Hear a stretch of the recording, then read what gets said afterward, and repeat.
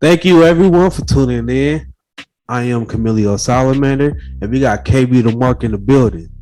Cause I'm a fucking mark for this shit. And we are gonna bring you what happened yesterday on SummerSlam. So we're just gonna jump right into it. So we had this long pre-show, long kickoff show. We all know what I say about the kickoff shows. I really don't think it's gonna be that long. Either make the kickoff show a pre-show with matches that's not gonna make it onto the main show, or have a 30-minute segment where y'all have King Booker, Jerry Lawler, and everybody at the front talking about what's gonna happen on tonight, giving their predictions or something. Either or, don't mix the two together. That's too long, and it kind of get boring sometimes. But the first match of the kickoff show, we got Big E versus Bomb Ass Barry Corbin. Bitch ass bum ass Barry Corbin. Bitch ass bum ass Barry Corbin. According to Pat McAfee. Big E did come up with the win. Now I am kind of behind this Big E character, but I really wish. Okay, he changed his theme song, but his Titantron and the clothing material is everything. It's still resembling the New Day, and I kind of wish that he would kind of switch it up a little bit. That way, he could really break apart. Because, like I said, if he's gonna go on to this next step and become world champion, he has to break apart from that. I don't think he's gonna really get taken serious until he do. Like Kofi title run, it was good for the moment, but after that moment, it wasn't really that amazing and everything because of the goofy shenanigans and everything still. Yeah, I definitely agree. I was really so much more enjoying this from the standpoint of bitch ass bum ass Barry Corbin. Pat McAfee's words, not mine, but it did its job. Big E got the briefcase back. I just wish that we would have went more towards the direction of Baron Corbin trying to cash it in, and it's like you didn't win the Money in the Bank, so you can't cash in, and then you can kind of tell this 1 month long or however long you want to do a storyline with Baron Corbin running from Big E every time he tries to cash it in. But the referee is consistently telling him like, you can't cash it in. You did win. Right. You know, kind of like putting a hat on a hat, but it would just be funny to see how far and how low Baron Corbin has fallen. Right. This is one of the most amazing gimmicks right now because it's so relatable on just, you know, the middle-aged man falling down on hard times. That's basically what his gimmick is, and I love it. But to finally kick off SummerSlam, we got the Raw Tag Team Championships on the line. We got AJ Styles and Omos coming in facing RK Bro. Now, this match, it was good. It was expected. AJ Styles, you know, he's gonna take most of the damage, tagging Omos. One thing I'm glad that Omos didn't take the pin, because if he did, I think that was gonna be the end of his character. WWE might as well release him. Ain't no need to keep him. But I'm glad that AJ Styles did take the win because this gives them a time to write him off TV for a while. Send let Omos finish his training. That way when they come back, they could be dominant. And then that can be what I've been saying, the new version of Shawn Michaels and Kevin Nash. Yeah.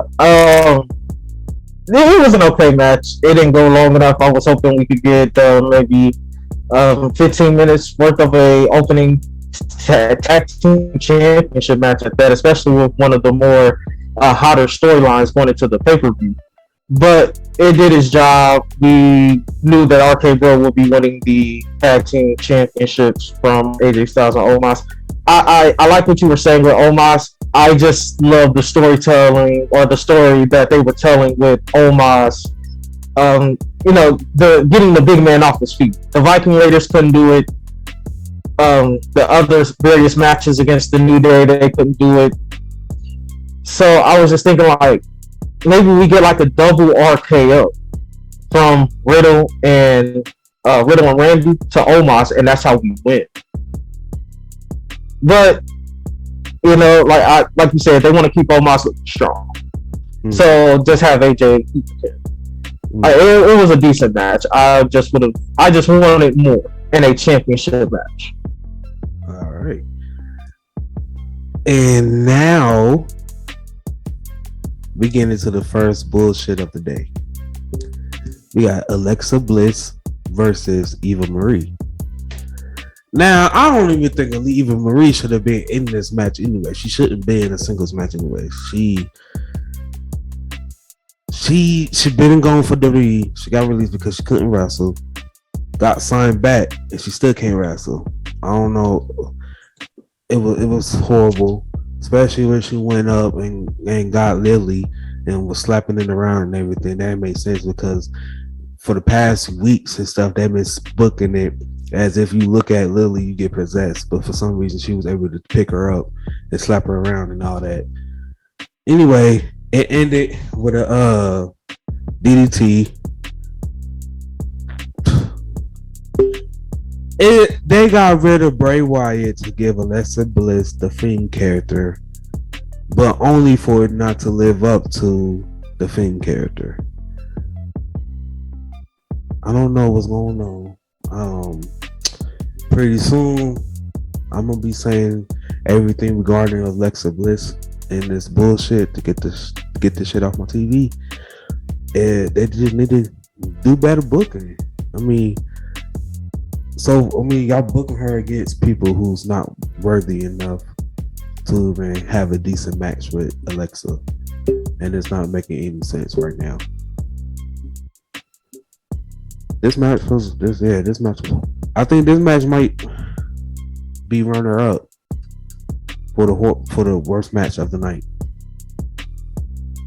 Definitely is in contention. But I want to make a theory because you made a very valid point, and this just came to my mind. You made a valid point about the way possession works with Lily. Maybe Eva is too beautiful for Lily to possess. Maybe Lily only possesses the women who do not have Eva Marie looks. Lily possessed Nia Jax. Possessed Shayna Baszler, Zelina Vega, but Doudrop, but couldn't control Eva Marie because Eva Marie Salamander is too beautiful. What do you think about that? That brings it the point of WWE's basically, if that is the case, that just brings it to the point WWE calling everybody else ugly. Well, they're already fast shaming Doudrop. So yeah, is that far from what we're saying with the Doudrop situation? All I'm gonna say is I swore on everything on 2016, all of the BS shenanigans with the divas and the women's stuff was supposed to disappear. But instead, they slowly bringing all that stuff back. What happened to the women actually getting lengthy wrestling matches is actually about wrestling and not get BS storylines and BS booking. They said they promised that to us and they didn't. They promised us that they was gonna listen to us more and they haven't. I don't know. This is BS. I believe Vince doesn't believe women's wrestling is a draw. Somebody who actually have a voice don't believe in. They don't trust women's wrestling at all. I mean, but can you blame them when you got Eva Marie in the ring who can't even run the ropes? That's not their fault. That's whoever's booking this. Whoever's booking Eva Marie to be in that position. Like, if you're gonna have this like Fiend character, this possessed character with Alexa Bliss, you need somebody that can actually be in the ring with her that can actually produce a solid match if that's what y'all going for. but they put somebody in there that really don't know what they're doing, and you get a lackluster match like this. That's them. They doing that booking. They booking themselves into a nutshell. We seen what happened on Friday, and then the day later they give us this BS. Y'all doing it to yourselves. And we're gonna touch on that because now that you pointed out what happened Friday, that makes me even more Smackdown, y'all. That makes me even more mad. That makes me even more mad. Let's go. Because I want to get there. This match was awful, god awful. Keep this shit off my television. And if you were gonna put it on the pre-show and give me bitch ass, bum ass Barry Corbin versus Biggie. Right. Put that on the main card. It's like they can't get that mixed up. They give us a BS match on the main card, but the match that was on the kickoff show was way better. I don't know. But we got the United States Championship match, Sheamus versus Damon Priest. Now this match was good. Like I told you before we started recording, all of the decisions made on this show was mainly for one or two reasons. One reason what happened on Friday. The second reason is because the draft is right around the corner and they need a refresher. So yes, they gave us a new United States champion with Damian Priest, which I'm happy for because now we have a new face as that champion, and hopefully that will actually build prestige to that belt. Because I really want the secondary titles to really go back up there. Like it's a ladder that you gotta take before you get to the main title on the show. But when you do have this belt, you hold it with prestige, you hold it with honor and everything. That's how when you drop the belt to the next person, that's how you start building up the next star. Every belt on your company, on your show, need to be built with prestige. So when you capture it, you actually build momentum and all that stuff from it, instead of it just being another match and just something that you hold temporarily that have y'all been doing. But this match was good, so hopefully they do everything right. Yeah, I like the match. I was concerned for Damian Priest. Looked like you heard it. So Sheamus is always going to put on a great match. I did like the title change because how many times have we seen so-and-so person wins the Rumble? So-and-so person main events WrestleMania. So-and-so person loses the world title match and now they're demoted to the mid-card. Now they win that mid-card title. Instead of building them up, they win that mid-card title. They go on a tremendous run with that mid-card title. Then when they drop it, that title has that prestige from the last champion, and now we can get the previous champion ready for that main event scene. Or in the case of if they're going to drop it before Money in the Bank, and we feel like they're not ready, but they're about a couple months out from being ready, we book them to win Money in the Bank after dropping, that mid-card title. But when you drop the mid-card title and you start moving to the main event scene, you can't get squashed. You can't go to the losing streak. You have to still get booked strongly. That way, it won't be like, oh, he won it by luck. He was just a United States champion by luck. No. That way, that title is still looking strong. Why? Because you still look strong, competing against people who's going for the main title of the belt. That's how you do it. But yeah, they did it before. I don't know what's going on now. Hey, I don't know Salamander.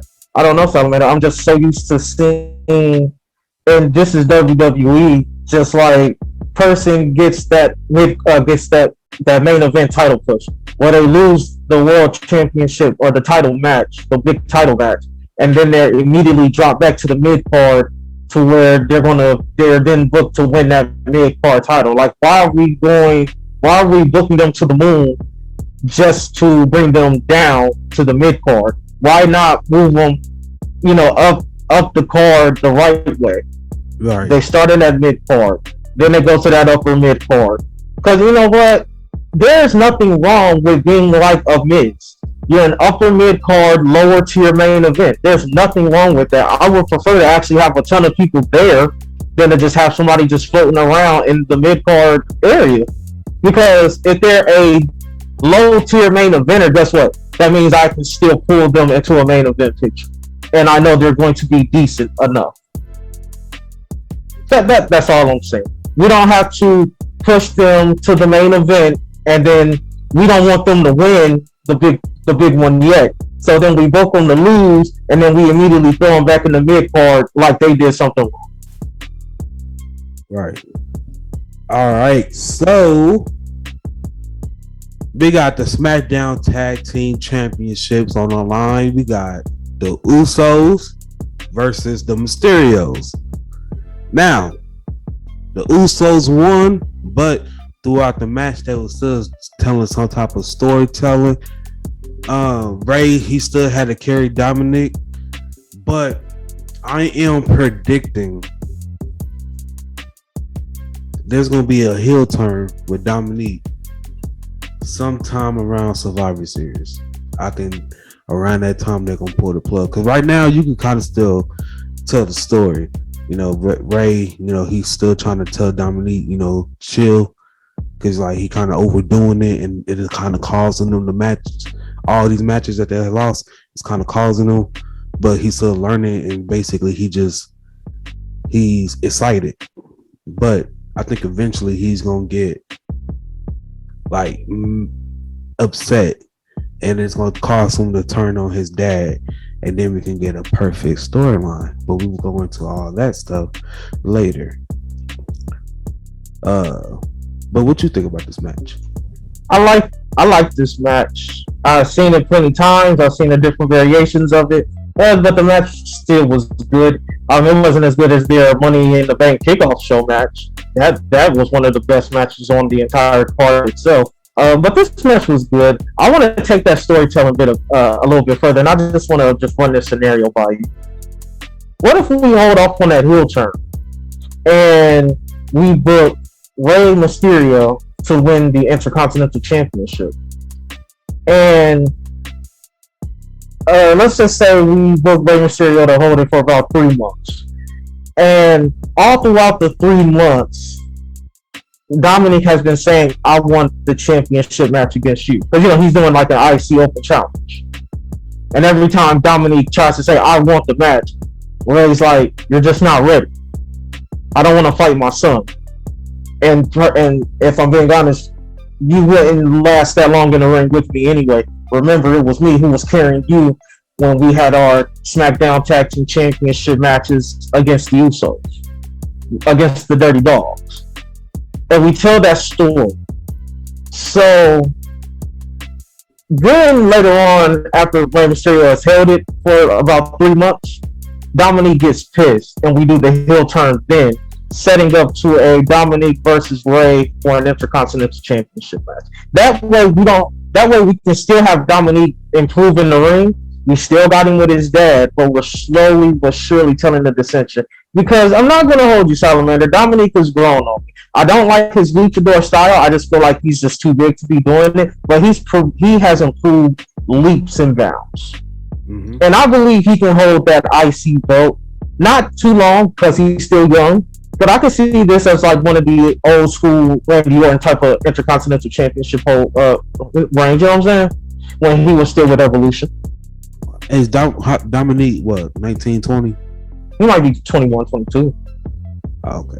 Well, so he might be the youngest IC title holder. Well, what do you think about that? I like it. You know, I'm a big storytelling guy. I like it, though.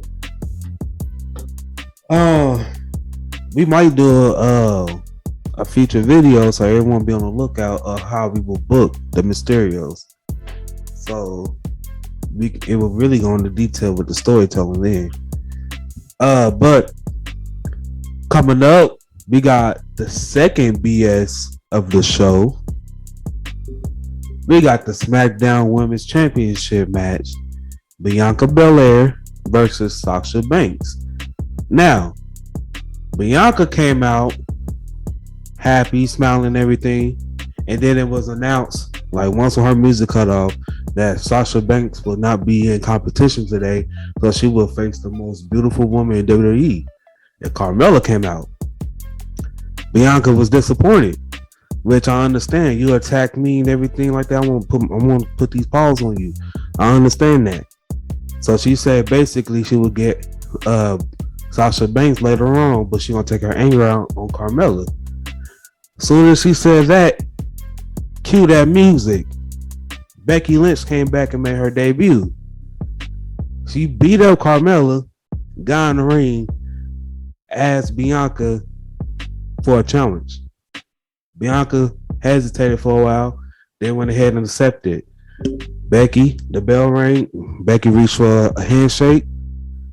She clotheslined her, hit her with the, I call it a rock bottom, and then pinned her. All this happened with under 30 seconds. You go ahead. Don't give us Sasha. Don't give us a match that y'all been building to. You don't give us. Then y'all wait until the very last minute to announce that she will not be there, and then y'all give us somebody that she just beat on Friday, the day before, to challenge for the belt.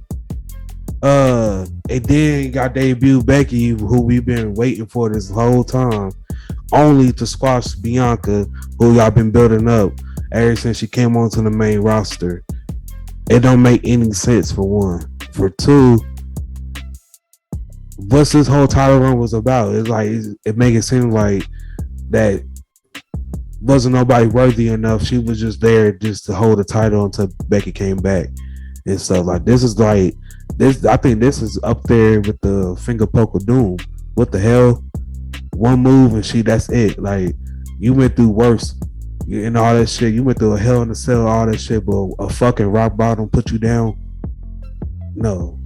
This was horrible. They could have did something better than this.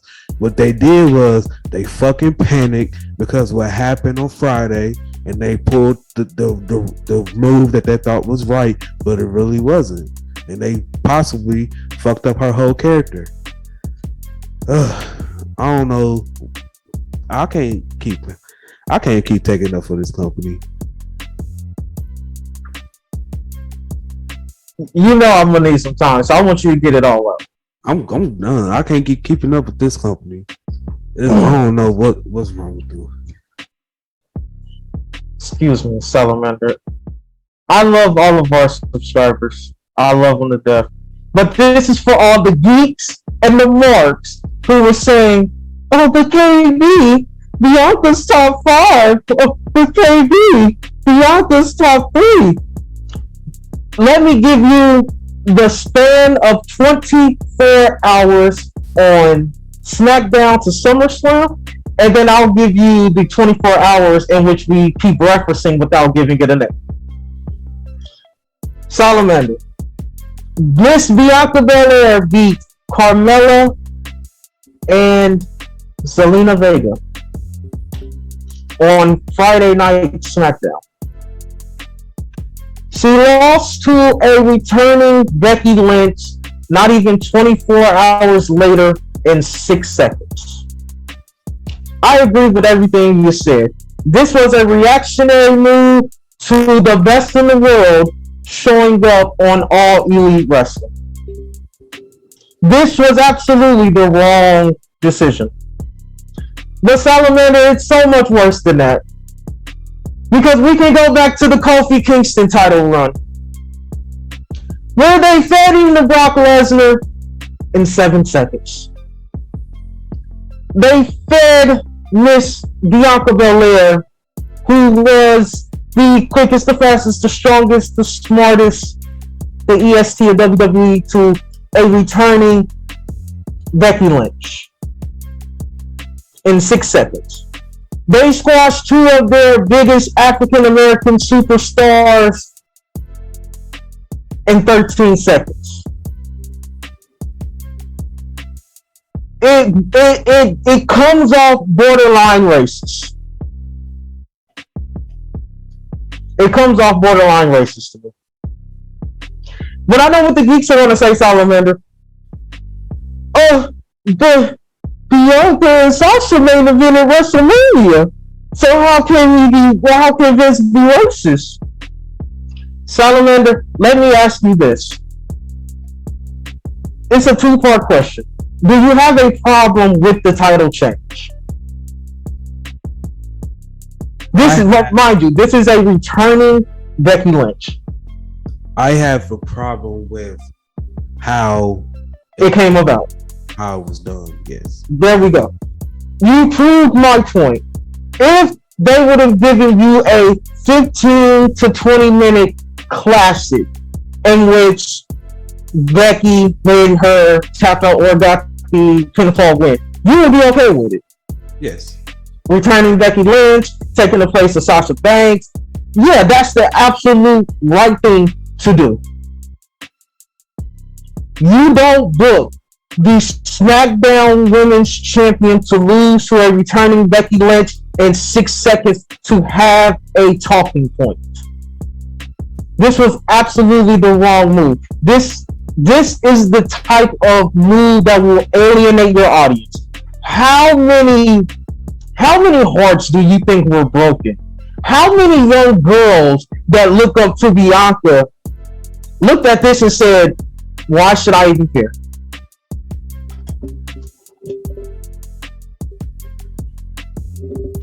To be honest, I really believe if that was what they want to do, they wasn't gonna book a match.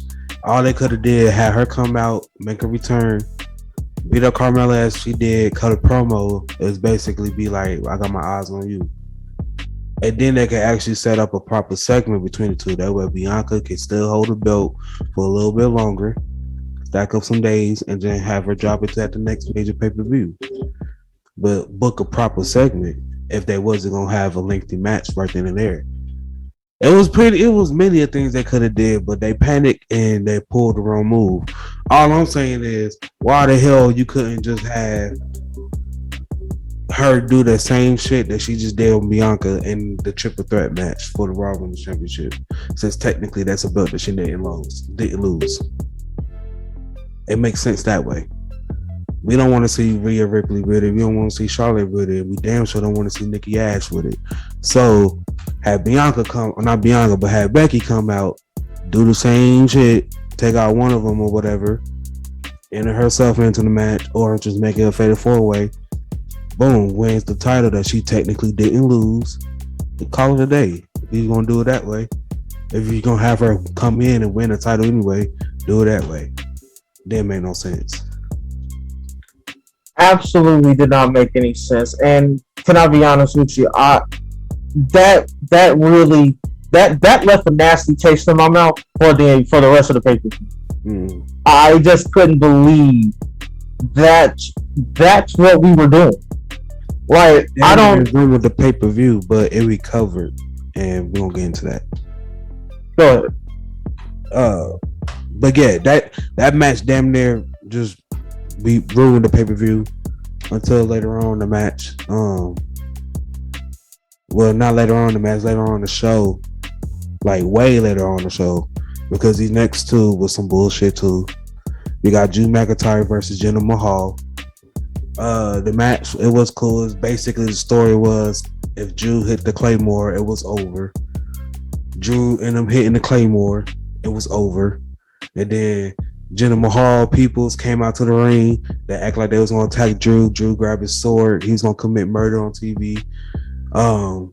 That's really it.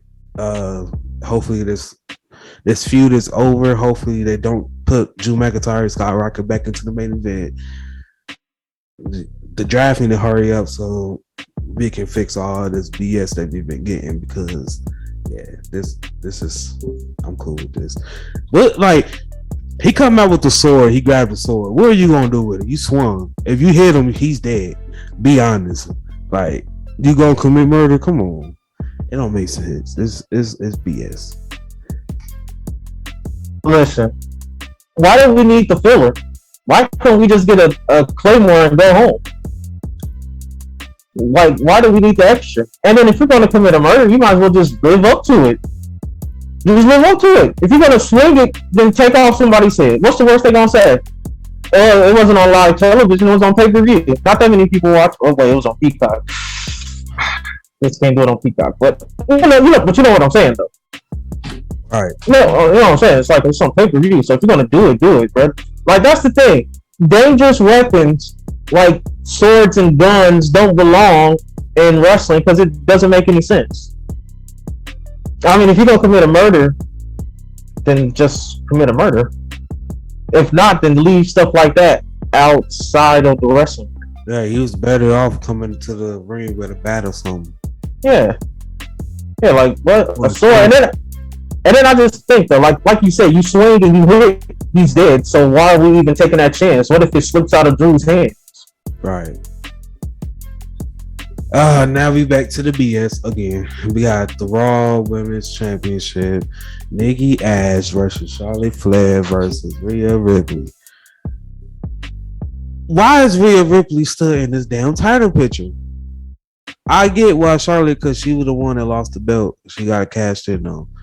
Oh, keep in mind that Charlotte has put over 2 people with the Money in the Bank cash in. But why is Rhea Ripley in here? We don't need to see her. She need to disappear off of TV for a while. Rebuild her character, come back as the badass that she was on NXT. Please do that, because I don't, bro, what is going on with y'all? It's getting hard to try to explain this stuff because it's rematch after rematch after rematch. Like somebody from Raw wrote Smackdown this past Friday because that's all we got on Smackdown was rematches for real, and that was boring.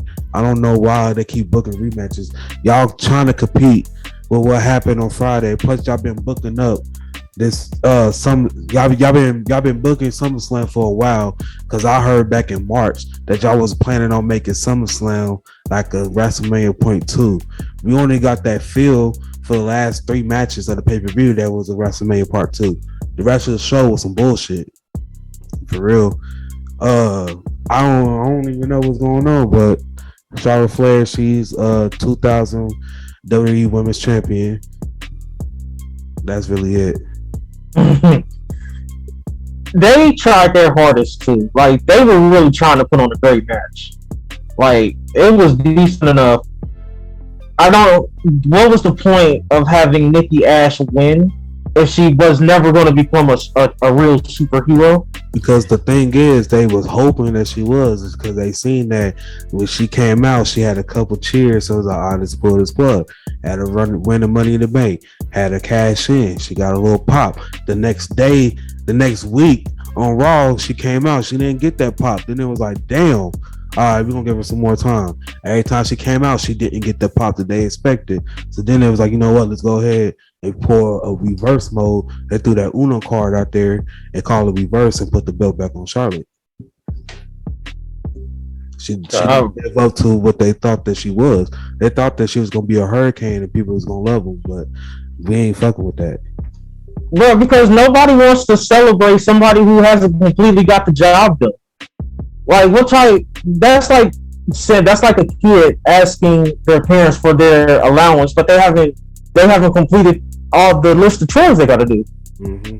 Like, why do we? I've said it so many times on the review when I would review, Monday Night Raw. Why are we celebrating someone who's only done most of the job? She's almost a superhero. So winning Money in the Bank and then cashing in to become the Raw Women's Champion, to me, that would be like becoming a superhero. Or better yet, she could be the Raw Women's Champion. You could book her to be almost a superhero, but she defeats all of the giants that come in her way. And guess who's standing at the end? The person, the woman, the man who never lost the Raw Women's title. You either pull the trigger on Nikki Ash, and then if she beats Becky Lynch, she becomes a superhero, or Becky Lynch beats her, and she was almost a superhero. She just lost on the last boss, and that's believable. How many times have you come this close to the promotion? Mm-hmm. Got passed over. How many times have there been people who go out for different sports teams? They made it to the final cut. Didn't make it. That could have been Nikki Ash's year-long story, and it would have been a hell of a story if it went like that, right? Yeah. Made it all the way to the end. WrestleMania, defending the belt against Becky Lynch, and she failed. It will be a proper gut punch with an excellent story behind. And you can take Nikki Cross off television, and you can book her back, and we can start the almost a superhero thing from the very bottom. Except this time she beats Becky Lynch, and she becomes that superhero. Right. It could have went either or, but I don't know what's going on with this company anymore. But now we get into the good part of the show. We get into the WrestleMania caliber part of the show that they've been booking. Now we got the dream match of a lifetime. We have Edge versus Seth Rollins. Now, I like how it started off with the little Brood segment, and then he came out to his original music. I like that. I like how Edge basically had to dig deep for this match. But some people may not like it because they thought that, Edge should have put over Seth Rollins, but he did put him over. Even though Edge picked up the win, he did put Seth Rollins over. But if you think about it, ever since Edge came back, he made an impact onto the Royal Rumble. He didn't win that one. He had his match at WrestleMania. He barely won that. The best in the best match ever match at Backlash. Didn't he lose that with him and Randy Orton? Yeah, he lost that one. He disappeared from TV for a while. Then he came back, and then he got into the program with the Royal Rumble. He won it. Got into the program with Roman Reigns, the Tribal Chief, and everything. And then he lost every match from there. So since he came back, he only really won one match. So he really was, in all the important matches that he had after that, he lost. So if you think about it, he needed a win to make him like really like a threat. Like, all right, Edge coming up, Edge want to face Cesaro. Like, it actually means something instead of like, damn, like he washed up because he lost every important match. Nah, this one was actually good. Plus, it gives it room for it to be more storytelling later on. They can also bring the rematch. Don't bring it back Monday. Don't bring it back Friday. Please don't. That's too soon. You could book this later on. You could book this to Survivor Series, but book it smart. But this match was awesome. This match was awesome. I like how Edge basically turned up and Seth wouldn't tap out. He grabbed his head, was banging it against the mat, and then locked in the crossface again and made him tap.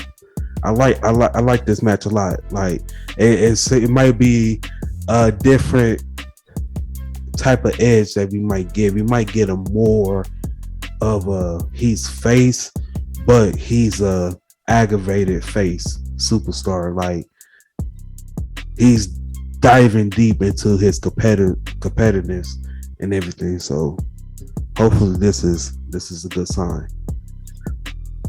Yeah, love this. Taking off my rose tinted glasses because, like I said, the Bianca Belaire and Becky Lynch really left a nasty taste in my mouth. So taking off my rose tinted glasses, this match was fan-fucking-tastic. And I told you how the Edge match at WrestleMania with the triple threat, I told you I was looking at it more. Edge had impressed me that match. Then there was the match with Roman Reigns at Money in the Bank. I was more impressed with Edge than I was with the Tribal Chief. And this match here, I'm more impressed with Edge. I thought Seth Rollins was going to carry Edge to a great match. But honestly, being honest, Edge carried Seth Rollins to probably one of the best matches he's had in about a year and a half. And it was all Edge, the intensity from Edge. Like you said, the how dark into the depths of his soul that he had to go to get to this point. But what I loved the most was the story with the stomp that they were telling. They hyped it up on the pre-match video. Seth Rollins had the chance 7 years ago. Edge knows if he gets caught in that stomp, that could be the end of his career. And we kept teasing it. until we got to the one where you said where he locked in the crossface, where he had Edge in position, goes to do the stomp. I've never seen anybody reverse a stomp like this. Edge rolls over and catches the foot. Never seen a curb stomp reversal like that. But it was that reversal that I just walked away like, there's nothing Edge can't do. Why doesn't Edge have this Universal Championship? I'm a huge Tribal Chief fan, but I want to see Edge defend this belt sometime. Like, I want to see Edge with this title run. I need to see an Edge title run. It might be with the WWE Championship. Just depending on how this draft go. I could see Edge getting drafted back to Raw. I could see it too. Well, Edge impressed me in the Royal Rumble. He impressed me at WrestleMania. He impressed me in Money in the Bank, and he's impressed me again. Edge is carrying this new talent to great matches, and that's incredible to say with the likes of a Seth Rollins, Roman Reigns, Daniel Bryan, Rey Mysterio. When they did the 6-man tag on Smackdown, it's Edge who walks out looking the best. In Lost, Edge looked the best, and beating Seth Rollins, Edge looked the best. I need a title run from Edge immediately. All right, but now we got the Almighty, the WWE Champion, Bobby Lashley versus Goldberg. Now this match, it was good and bad, I would say. It was good for the simple fact is Bobby Lashley and Goldberg, two muscle heads going up against each other. You feel me? But it was bad because how it ended. I don't like how it ended for referee stoppage. You could tell that they are trying to extend this rivalry going on. They kind of doing like a little Rey Mysterio thing, but they bringing in Goldberg Jr. and everything. He's 15 right now, so 3 more years he'll be eligible to really become a wrestler, which that might do. So, but I do like how he put him in a hurt lot, and then on top of that, like the whole story was him like going for the knee, attacking his knee and everything. So I really do see this match, this rivalry continuing. Like I said, to at least probably most of these feuds that seem like it's not over yet might continue to at least Survivor Series. So I can see it ending there. I can see it ending there because they told the story yesterday, that it looked like Goldberg was gonna win. I could see it if they extended to Survivor Series. I could see Goldberg winning, but only really not because Bobby got beat. It's because MVP gonna get into the way. Like he gonna try to, with the intentions to help Bobby, but it kind of caused him to lose the match, and that's how he gonna lose. Big E come out, cash in on Goldberg, win and become WWE champion. I can see that. I absolutely hated this match, Salamander. I'm not gonna lie to you. It went 6 minutes longer than what it should have been. We should have had Goldberg go for the spear of Bobby Lashley. No, it's not. It's not. We always see Goldberg do like 3-4 moves. This and all of his matches, even from WCW days, always been between 1 minute to 2 minutes long. It was good to see Goldberg dig into his arsenal, pull out moves that he probably didn't done ever, and then on top of that, him wrestling past 2 minutes, because we usually see him get burnt out. That was Bobby Lashley's main concern when he was in the WWE earlier in his years, that he couldn't wrestle a lengthy match and everything, but he improved on that. So it was good to see him go, two muscle heads go at it, and it's not a short match and stuff, and not just 1 or 2 moves and then finish and it's gone. We've seen that's a typical Goldberg match. We've seen that all the time. It's good to see that Goldberg coming out his comfortability every now and then. No, Salamander, you're looking at it all wrong. That's the beauty of a Goldberg match. The fact that it didn't go long. We should have seen Goldberg go for a spear. Bobby Lashley catches him, jackhammer, we go home. Why are we getting this extra shit? He nearly ended your boy's career. Did you see when he threw him off the top rope and the Almighty damn near landed on his fucking neck? The man Goldberg can't even do a fucking body slam right. And you're saying it needs to go longer than the 1 to 2 minute average time? No, he nearly killed the Almighty's career. And on top of that, did you see the bullshit sale? He sold a minute after MVP hit him with the cane. We looked down and said, oh, you did hit me with the cane. That's right. Oh, I got to show the knee. That's the guy who nearly ended the Almighty. That's the guy you want to see go 6 minutes. Take it. You can have it. Fuck Bill Goldberg. Fuck that match. Now we got the main event. We got the Universal Champion, the Tribal Chief, the head of the table, Roman Reigns versus the man you cannot see, John Cena. Now this match, it was good. I think this match was better than a match at No Mercy. I would love to see these two go at it at WrestleMania. I do believe a WrestleMania match between these two is dominant in the future and it need to happen.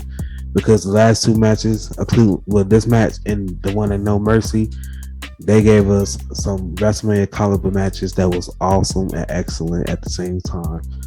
The AA through the announcement table, it was just low. I like how every time John Cena have a SummerSlam match, he kind of get his ass whooped, then come back strong, just like he did with Brock Lesnar. Speaking of Brock Lesnar, he came back. He made his return. And this is not the typical Brock Lesnar. This is not the Brock Lesnar with the fade and no facial hair. This is Brock Lesnar with a ponytail, facial hair, cowboy boots, jeans, a beater, and he's lean. Like, who don't want to see that? Brock Lesnar is also a babyface. Y'all hear that pop? Yeah. Everybody was booing Roman, but they was cheering for Brock. We ain't seen that before. One thing I do want to point out, once his music hit, Roman did look at Paul Heyman, and I do think, and I hope they tell the story as he looked at him with doubt, as if he was getting set up, because we all seen Paul Heyman's history. We all know his history. But I don't think it's going to go that way. I think they are actually going to keep Brock Lesnar's babyface, and this could be a different Brock Lesnar that we see. Hopefully we get a perfect mixture and a perfect balance of MMA Brock and Brock Lesnar for 2002, where he actually wrestled. I think this is a chance for the change, and he can actually have his character without Paul Heyman, because his whole thing was, his whole gimmick when he didn't have Paul in the early 2000s was good though. Like even his mic skills by himself was good and everything. So hopefully we get that, because I do think it's time for us to get a new Brock and not the typical Brock Lesnar that we always see. But Brock Lesnar came out, he basically stepped up to Roman backed down, and then it went off the air. But what we didn't see, that the crowd seen, is that Brock Lesnar destroyed John Cena. He destroyed him. He destroyed him. That's it. So let me ask you that, because I did see that. That leads me to this question. So does that really make Brock a face though? Because to me, he's beating up John Cena, who's the ultimate babyface. So ultimately, to me, that looks like he's Brock Lesnar is Brock Lesnar. Brock Lesnar came out the cheers. They booing Roman. We know his intentions is at Roman. They booing Roman and cheering Brock. Brock can be a babyface and still have the attitude of, I'm gonna kick whoever's ass in front of me. I don't care who you are. But he gets to be that babyface. Okay. It's Brock Lesnar. Who gonna tell Brock Lesnar no? Okay. Well, I'm gonna touch on Brock Lesnar in a minute. I love this match. I loved it. It didn't live up to the 5-star classic that I thought it was going to be. It did its job. Roman Reigns and John Cena They put on another fantastic match. Let me ask you this. Here's what I didn't like, and maybe we both feel the same. I didn't like John Cena's wrestling approach with all the roll-ups. I would have wanted to see John Cena just try to outwork Roman Reigns, and Roman Reigns just be that much better. I didn't like all the roll-ups because it made John Cena look like a new person who just lucked into a title shot, and they're like, I just need to get the 3 count so I can get the hell out of there. Yeah, because I mean, if you think about it, that's what he said. That basically he don't need to beat Roman. All he need to do is just to beat him for 3 seconds. Yeah, it kind of makes sense of why he was doing all the roll-ups, because like this new Roman, we all can admit it's a different Roman. It's not Roman that we've been seeing before. So it kind of makes it telling the story of John Cena knows he can't keep up with him. He know he can't beat him.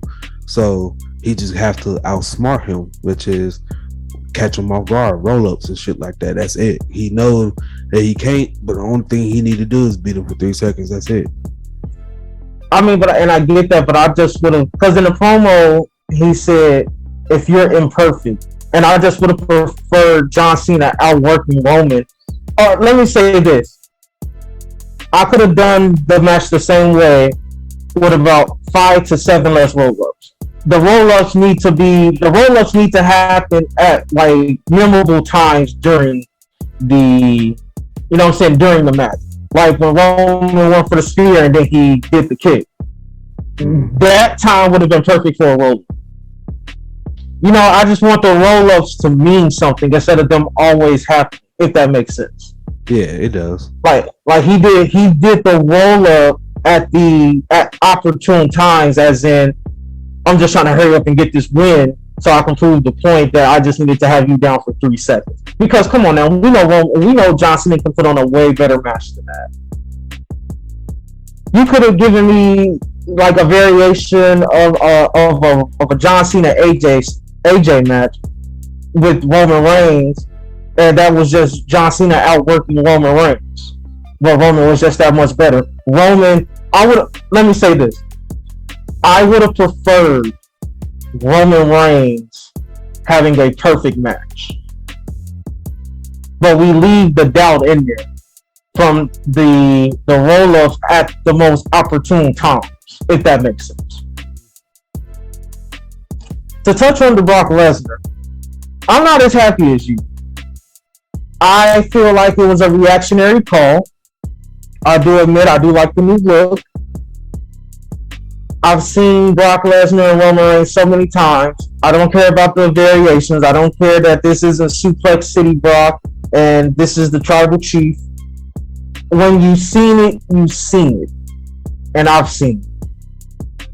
So I don't carry your same excitement, Salamander. I honestly do not care. It was a great moment to see. He looks to be in incredible shape. But I just didn't care. I've seen it at WrestleMania. I've seen it, and I've seen it. Well, that's it, guys. Let us know in the comment section below what you thought about SummerSlam. And don't forget to like, comment, subscribe, and go ahead and push the bell for post notifications to receive every upload from the channel. Once again, I'm Camilo Salamander and KB the Mark. We will see you soon for the next upload. I started with nothing and came out a king. I've been the one that's been ballin' for rings. It's been me and my team and we chasing the green. My team be the shit, we ain't ballin' for free. My team be the shit, we ain't ballin' for free.